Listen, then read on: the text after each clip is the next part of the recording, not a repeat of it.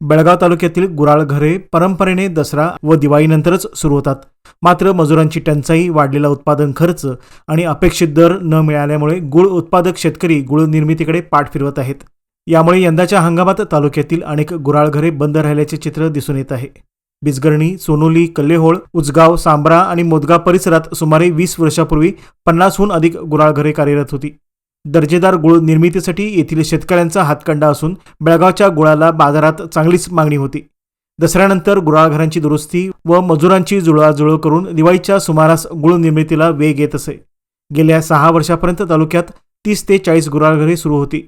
मात्र मजुरांची तीव्र कमतरता आणि वाढलेला खर्च हा अडथळा ठरला. या पार्श्वभूमीवर गतवर्षीपासून तालुक्यात अवघी 5च गुराळघरे सुरू झाली असून यंदाही गुळ व्यावसायिकांसमोर गंभीर संकट निर्माण झाले आहे.